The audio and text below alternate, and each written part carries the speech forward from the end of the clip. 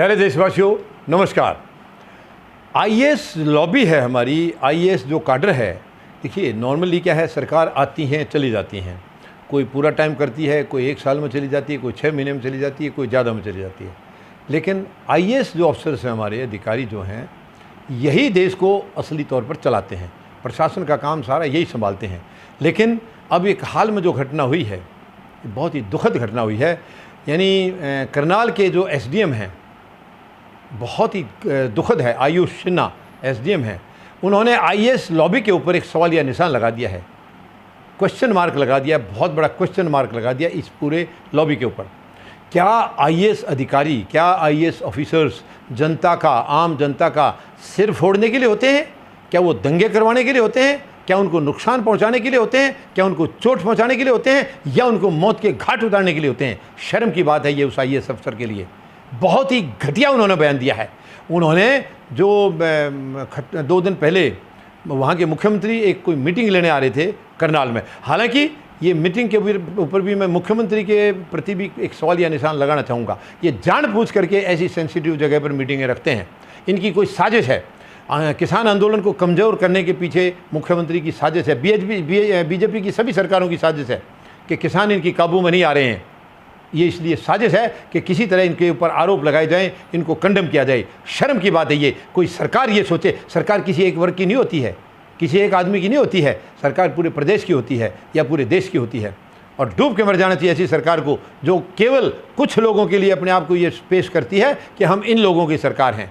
ये शर्म की बात है, नहीं होना चाहिए ऐसा, ये घटिया हरकत है। और उसने ये बयान दिया था पुलिस वालों को कि इस पॉइंट से आगे कोई किसान नहीं जाना चाहिए, अगर आगे जाता है तो उसका सिर फूटा हुआ होना चाहिए।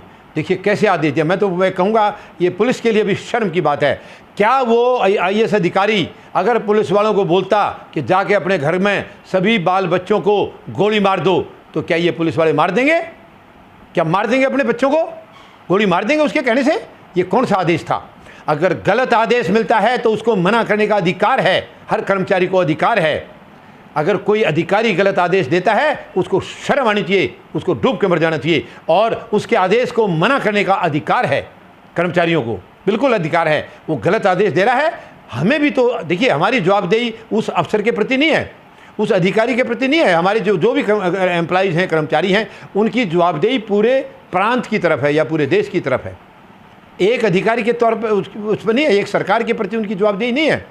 वो गलत आदेश दे रही है तो हमें हक है, हमें अधिकार है कि नहीं, आप गलत आदेश दे रहे हैं, हम ये काम नहीं कर सकते हैं। बिल्कुल असंवैधानिक काम है, हम इसे नहीं करेंगे।